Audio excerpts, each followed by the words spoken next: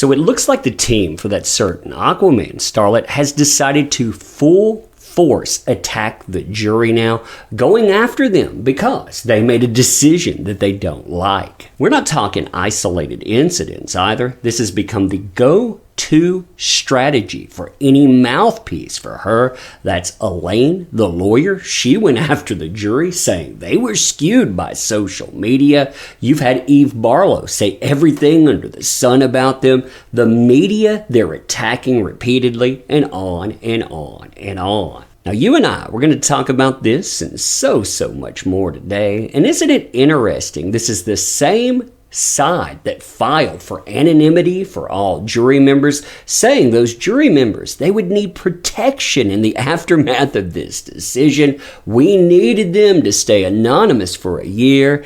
Yeah, whoever thought that they were talking about protection from the people filing it? Fun times, huh? Fun times indeed. So, hey there to all you fine folks on this fine day, by the way. I hope you are doing excellently. And before we look at what's being aimed at the jury, I do want to remind you of this order that I just mentioned. This was filed by that certain Aquaman starlet, May 16th, 2022. The judge's order, it comes 2 days later, May 18th, 2022. Listen to this here.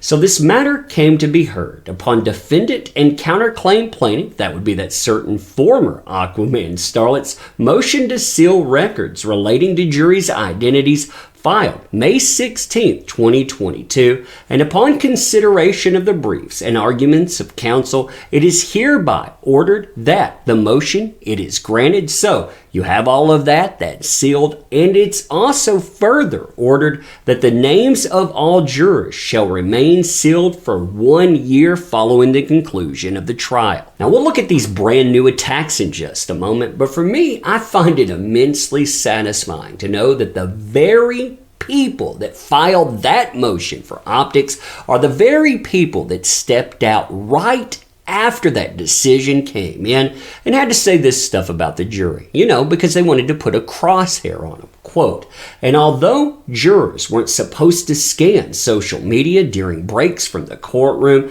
how can you not? They went home every night. They have families. Families are on social media. We had a 10-day break in the middle because of a judicial conference. There's no way they couldn't have been influenced by it. So they go from saying those folks over there, they're the bad guys, they're going to be coming for the jury, to putting the bullseye on them themselves because they didn't get their way. See, what Elaine is doing is nothing, and I mean nothing, compared to what Shield Media is doing in hundreds upon hundreds of articles, putting the bullseye firmly on the jury. It's amazing to see what outlets are doing this to. Here's the Boston Herald, for example. You know the Boston Herald well. They decide to say that the JD versus that former certain Aquaman trial, that was the O.J. Simpson case on steroids. And I want to read you the first few paragraphs of this because these are the exact same people writing articles saying anyone that supports JD,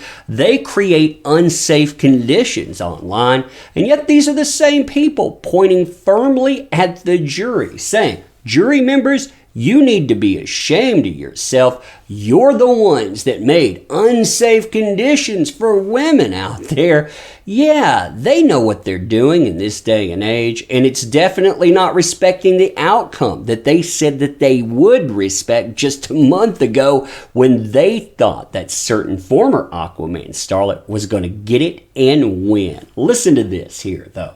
The ridiculous JD verdict might just be the best development for abuse victims in a long time. Now, I actually agree with that too, but not for what they're saying. But because it means more women will call 911. Hey, wait a minute. Wasn't 911 called? Oh, yeah, they were. 4 officers arrived. What did they say? Nothing happened at all.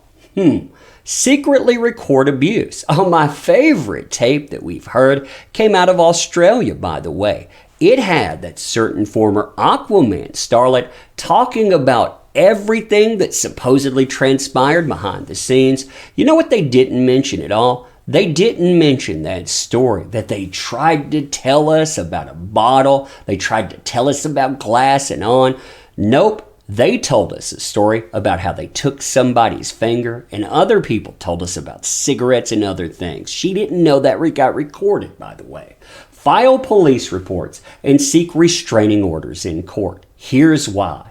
It's fairly easy for abusers to sue victims for defamation if they write an op-ed. It's nearly impossible to sue if a victim reports abuse to law enforcement. So what they just said right there is if you want to put together the perfect hoax crime, make sure that you involve the police. Oh, way to go there, Boston Herald. That is a positive message, right?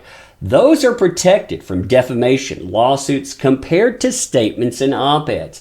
It's why she was not sued for the statement she made about JD's abuse, in which she sought and won a restraining order against him in California court in 2016. That's actually not why that didn't come up at all. Actually, you had a non-disclosure agreement that was violated there, but if he would have sued about that, these same people would have said, oh, he's trying to shut down the voice of this person, which they did. That would have been their move no matter what. But you got to see it play out.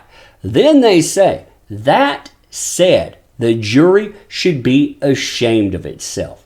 For starters, the verdict was inconsistent because the jury decided that she lied when she said she was abused, and that JD also lied when he said through his lawyers that her abuse claims were a hoax. That's actually not what happened at all. They decided to say that this was actual malice. To say that this was actual malice is to say that this was a hoax. These people, they don't know what they're writing about.